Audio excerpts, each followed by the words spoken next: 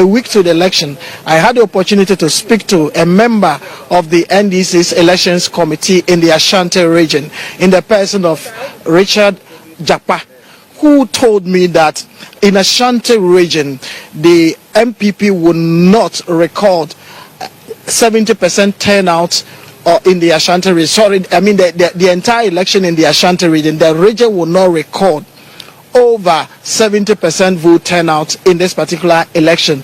He believes that there are ghosts in the register. I mean the voter register, and so in this election they are going to make sure that these ghosts will not step out to vote in this election. It appears what Mr. Richard Jakpa said is true, because the turnout in the Ashanti region appears to confirm what he told me a week to election. Mr. Jakpa, some are saying that you are a prophet, others are also saying that you are the innocent mafia in today's politics, because you were able to predict certain things which has manifested in this election. What did you saw before making this pronouncement that Ashanti region is not going to record more than 70% turnout in this election? Good afternoon, my brother, and your viewers. If you are somebody who operates on the street and you can feel the voice of the downtrodden, you can feel their frustration, and you understand what is going through their mind. And then also, if you understand the modus operandi of your opponent, be it political opponent, your enemy, your rival, once you understand their mechanism or their modus operandi, you'll be able to come up with certain mechanism to checkmate them. You can preempt their moves. And that's exactly what I do. And over the years, this is how the MPP has been operating. Their figures from Ashanti region have always been artificial. And NDC, we've not paid critical attention to addressing this. We've taken it that, Ashanti region is a no-go area. They have tax in Ashanti region, because those Wontumi and his ilks, they talk a lot, they brag a lot, but they lack substance, and we give credence to them. So we don't put in much effort in Ashanti region to checkmate them. But this time round, NDC, we are all over the streets like cockroaches. Every nook and cranny you go, we've seized the streets. We are everywhere. So there's no place for them to operate. So those ghost voters, they can't come out. There's no way they can come out. And those printed ballot papers too, they are still in their houses. They can't bring them to the polling station to come and stop the ballot boxes. And the tax, they couldn't come out to come and fight in Ashanti region. They will rely on the military and the police to do their fight for them. And the military and police too, majority of them are also going through the same hardship, because they have families. They take the same salary as all other security institutions. They buy from the same markets. They pay the same fuel prices, the same vehicle price, lorry fare. So they are feeling it. Their families are also going through the hardship. So why would they come be fighting with us? Except those unprofessional ones. Those partisan military guys that they transported from Accra to come and execute the agenda here, the few ones of them, except them. And by those ones, we match them, and we made it clear to them the rules of engagement. So they themselves, they were psychologically disarmed. And when they came and met our guys, the rest of our guys were prepared to face them. And because they know what they are doing is wrong, they didn't have the courage to stand toe to toe for our guys. Because when you are doing something illegal against the rules of the game, at times it's very, very difficult. And that's what happened to those military guys they brought from Accra to come and take over the duties of those in Kumasi here. In fact, they eventually made those in Kumasi here redundant. They send them on external duties, those on peripheral duties. But they brought those from Accra to come and do their election work. But when they came and saw the situation on the ground and realized that NDC men and women were determined to defend the ballot, and they have sound leadership, giving them confidence. They were prepared to stand up to them. But with looking at the numbers in the Ashanti, the parliamentary seats, as we speak now, how many parliamentary seats do you have in the Ashanti region? Well, I don't have that off my head. In fact, I've been operating those in charge of tabulating the figures and those things. They are in the various constituency collation centers. They are still working on them. So I don't have that figure off head. In fact, the party executives will have that. I am operative man. I'm in the field, and I'm making sure that rigging does not take place, and our people have the confidence to go out and vote. And the military are told the do's and don'ts. They are reminded so that they can behave properly. The police also behave properly. All the things that needs to be done to make sure that Ashanti region rigging does not happen again. They get realistic figures is what I'm doing. So you disagree with people who says that in Ashanti region the turnout was low, people do not come out to vote? No, I don't disagree with them. It's true, people didn't come out to vote, but there are reasons for that. We should be talking about the reasons. As for the turnout, it's low. It is true, they didn't come out to vote. Apart from not coming out to vote, the MPP executive, the rigging ring, they couldn't execute their rigging plan because of the measures we put in place. They just couldn't. And those who go out to go and execute the rigging were warned, and they were scared to come out. Being a member of the party's security team, now you are winning. We are waiting for the EC. Not that we are winning. We've won. Okay, so the EC has not declared you winner. So we are waiting for that announcement.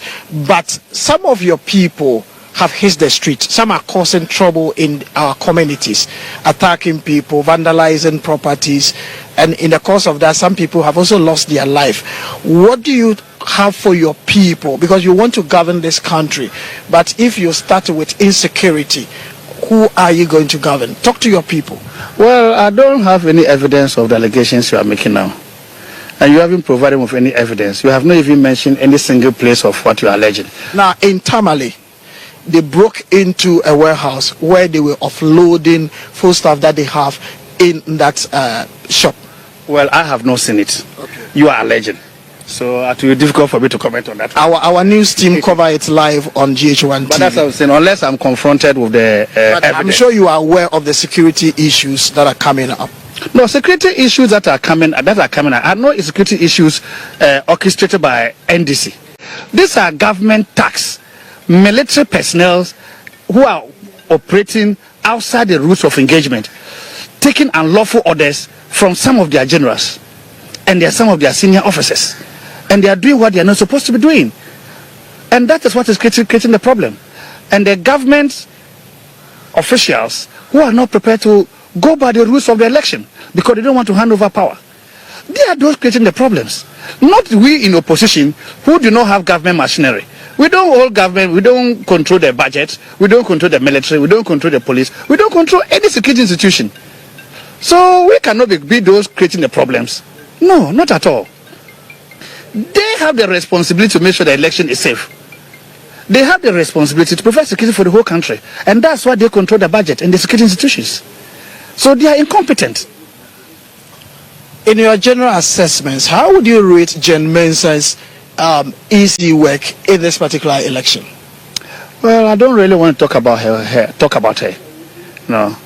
I treat her performance with contempt. Why? Because you can realize that she's not up to the task. Lot of ballot papers we are printing, burning, a lot of financial loss to the states because of incompetence, poor planning, and arrogance. So she's not prepared to learn. We keep on a whole regions, you keep burning ballot papers and you spend millions of Ghanaian taxpayers' money. And you have to print and print. And all this, the printing presses will build government for it. Because it's not free. It's not free. Even up to less than a week to election, we are still printing, burning ballot papers and printing. So it tells you that the incompetence of this woman is I don't even have words to describe her. No. is just completely out of description. No, and it caused us financial loss because of their incompetence. As we speak, the entire results are not ready. Yes, it's part of the incompetence I'm talking about. No, apart from being incompetent, you can read mischief, benign activities, inimical to the interests of the genuine results of the election. You can sense it. You can see those signs. Luckily for us, pressure was mounted on Bawumia and Akufo-Addo to concede defeat because the difference is so huge. If they want to rely, if the international community and peace-loving Ghanaians want to rely on Jemensa and her electoral commission, tension will keep escalating to a point where the military will have to come in. And who knows, you may have one of these unscrupulous generals who is determined to toe the line of the hawks in the MPP to take over power. So to protect our democracy, something needs to be done. They need to bring pressure on this Akufo-Addo and his Bawumia to concede because the difference was clear. So who are the people who brought the pressure on him? Come on, my brother, you should understand how geopolitics works. Do you think it's nothing for the American government to issue that warning prior to the election? They knew what was going on. They know those among MPP who are not prepared to hand over power. Didn't you hear Lord Kome? You heard him and his likes. They are not prepared to hand over power. Didn't you hear Wontumi? They have 1 million ways of winning election. No. What 1 million ways, if no illegal means, to create violence? So as they are attacking people at coalition centers and ripping ballot papers apart and destroying everything over there, what do you think that will lead to? It's just creating the condition to a point where they will say the country has reached a state where it is ungovernable. And then you may get the military coming in. So in your campaign activities in the Ashanti region, making sure that the NDC security arrangement work effectively, did you in any way cross Wontumi? No. And I think Wontumi, I saw him briefly at Lancaster Hotel one evening when we were just having a normal dinner with Alfred Mahama and Hobson Adoye and some friends from UK who came to support us in the campaign. No, and our Hobson Adoye came there and met us. We were even sitting, so he met us by coincidence. No, and we sat down and had drinks and some food. That was all. And Wontumi is claiming that we were using that opportunity, that sitting on the table to have friendly sitting, to plan mayhem in Ashanti region. You know, and that was far-fetched.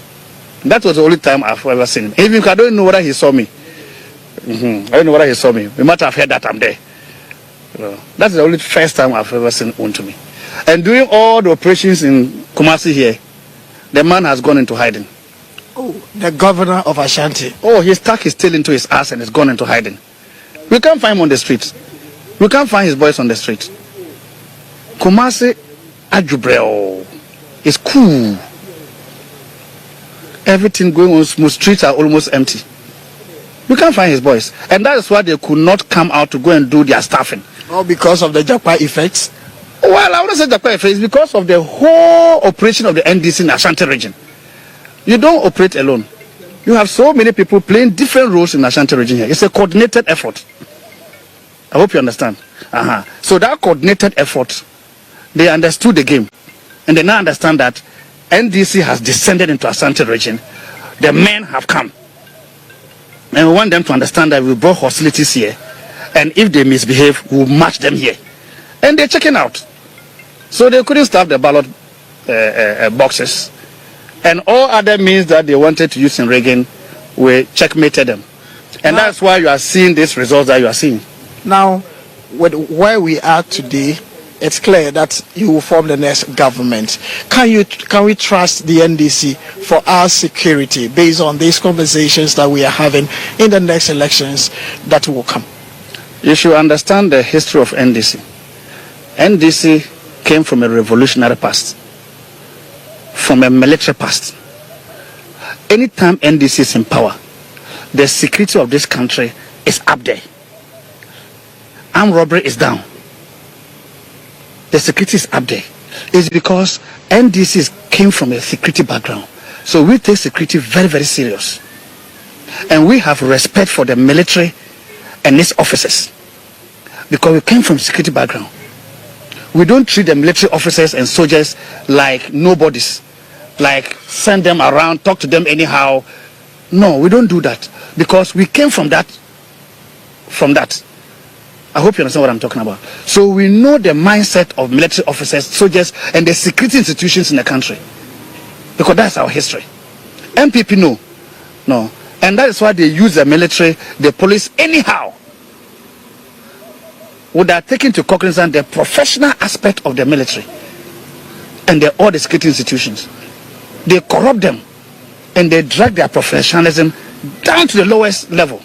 Now, so we have a lot of work to rebuild it, to rebuild the professional standard of the military and the other security institutions. A lot of work needs to be done. Thank you very much, Mr. Jakpa, for this interview. We can only congratulate you. Thank you very much for your patience and the collaboration we have enjoyed from you since the beginning of the 2024 general elections. This will be, I believe, our fourth address to the media, by extension to the people of Ghana.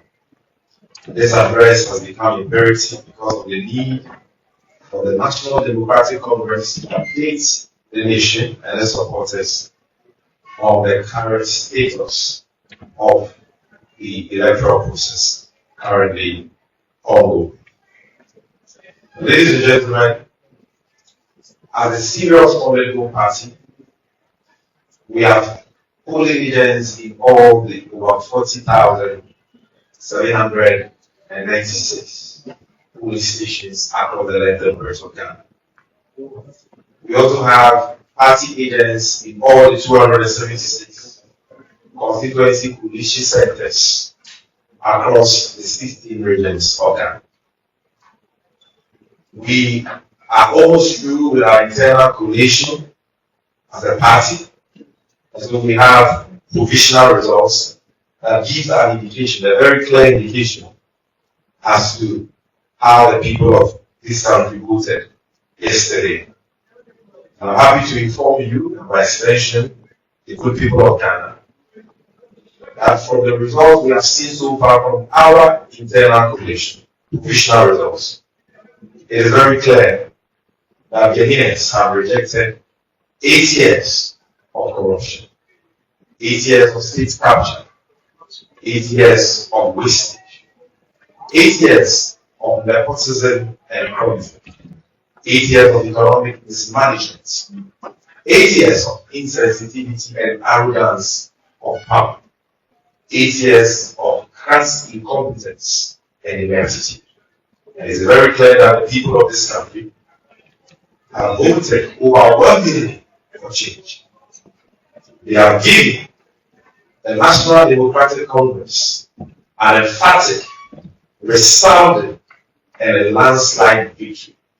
And in fact, the provisional figures we are seeing from our internal coalition show that this landslide, this overwhelming, resounding victory giving the NDC in both the presidential and parliamentary election is unprecedented in the history of Ghana as far as this election concerned, as taking out the 1992 election won by Flight Lieutenant General Rollins of blessed memory, our founder.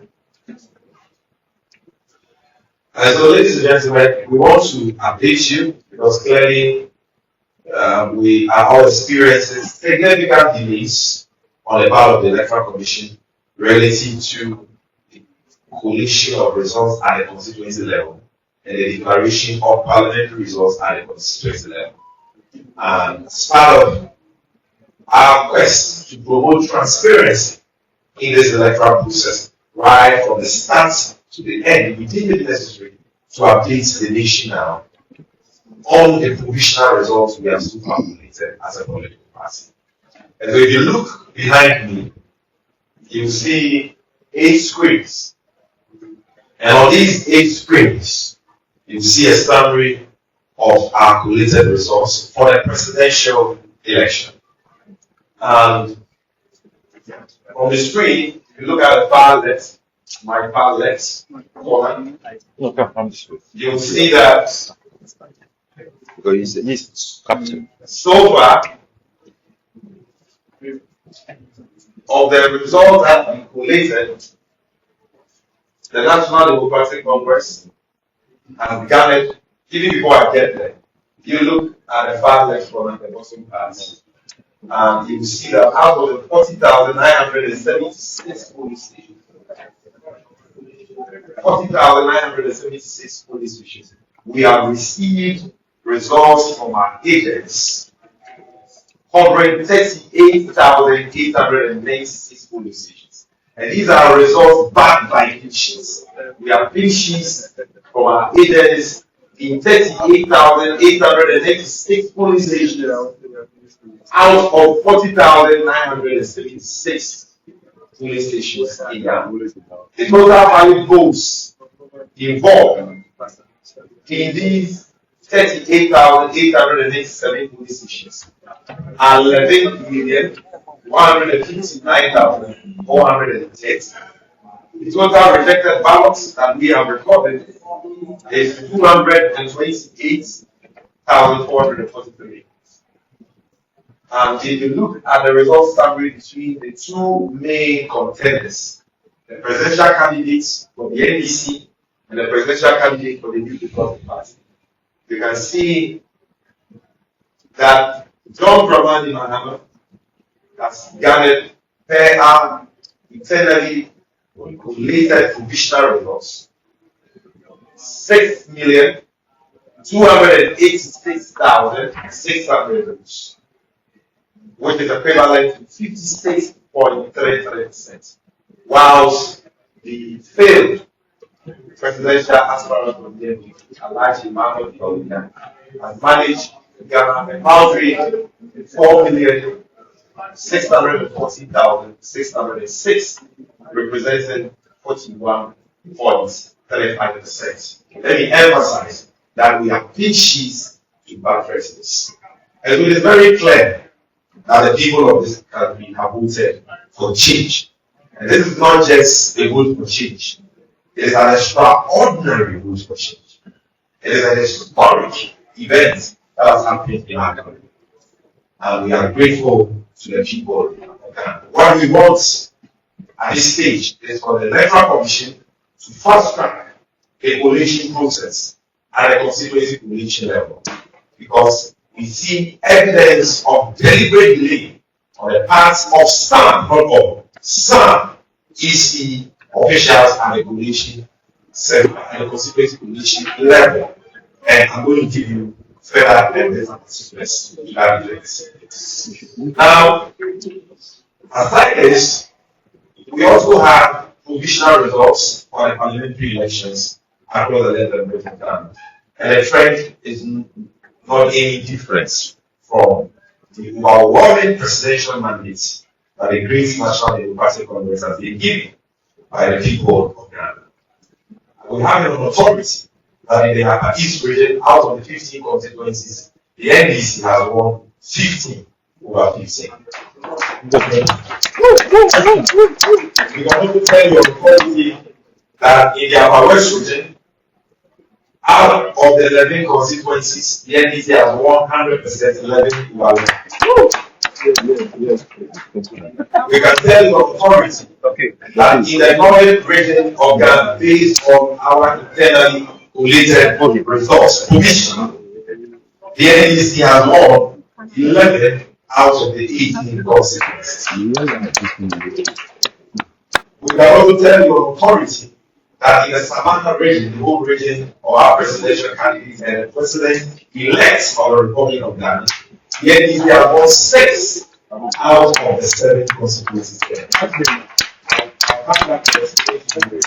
In some concerns we have with that one constituency now.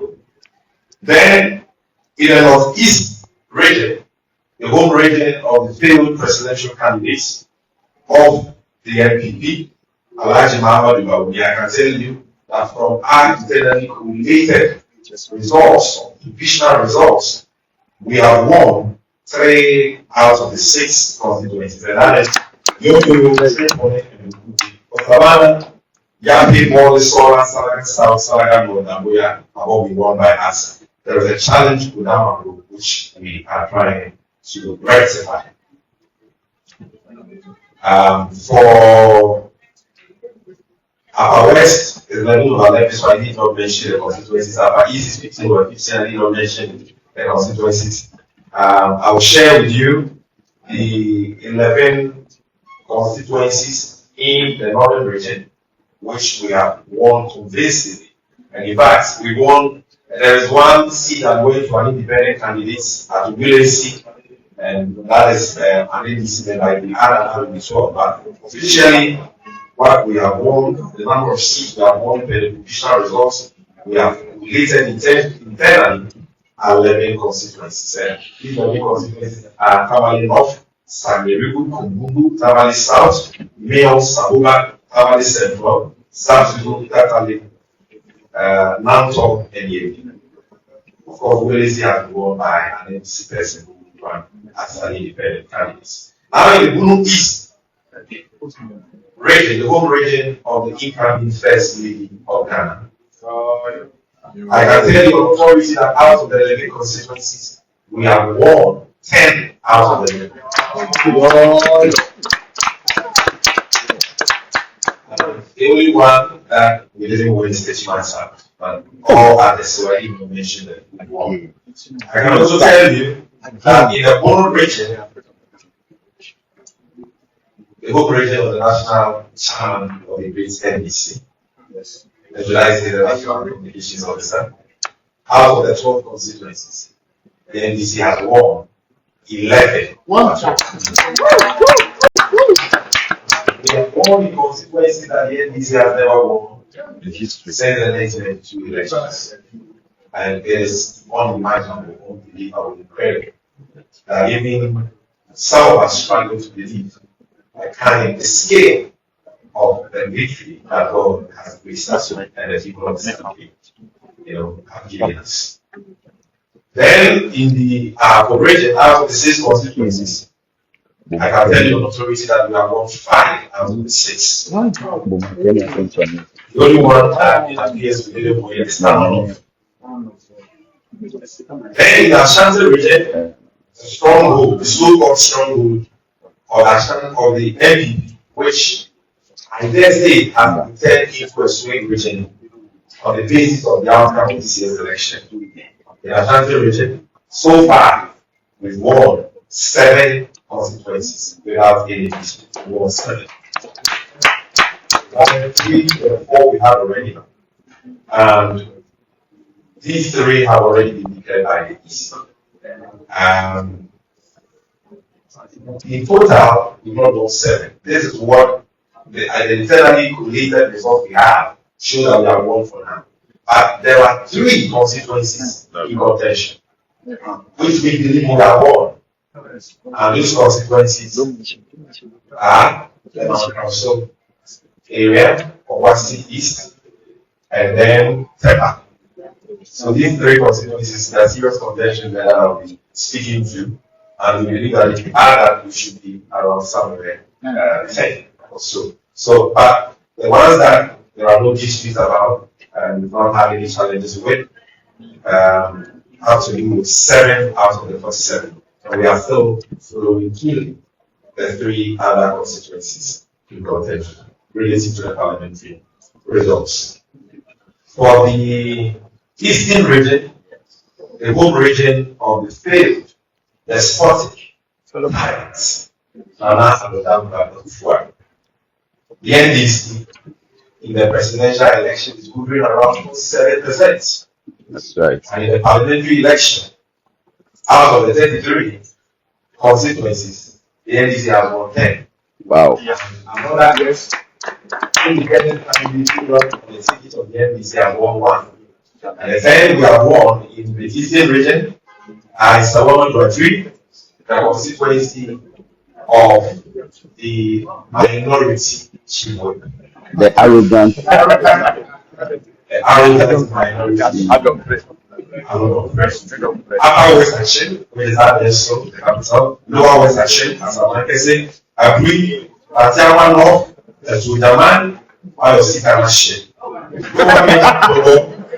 Upper Mena Kobo, Gilo Kobo, and a firm place South constituency. We won a firm place North, there was an independent candidates from the NDC who won that.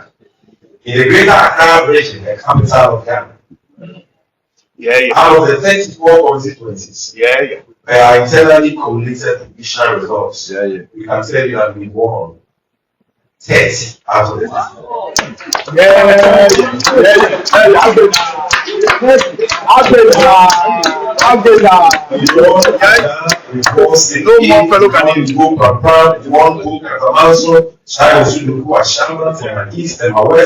Grow on the people that are able to support, protect or live the review deal, and become south, and become central, and become west, and be declared Oslo as the border.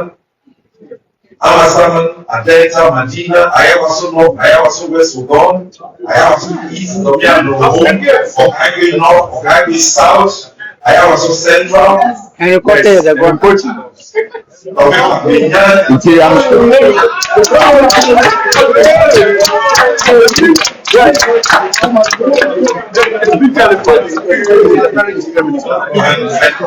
Just receiving confirmation that we have won hotel English that we won. There are 15 others in contention and we are attending out the competition. So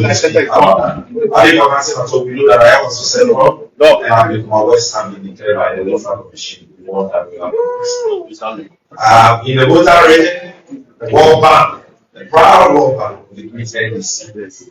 There are 18 consequences. One is taking the words to a man called Peter Leroux in 2020. I can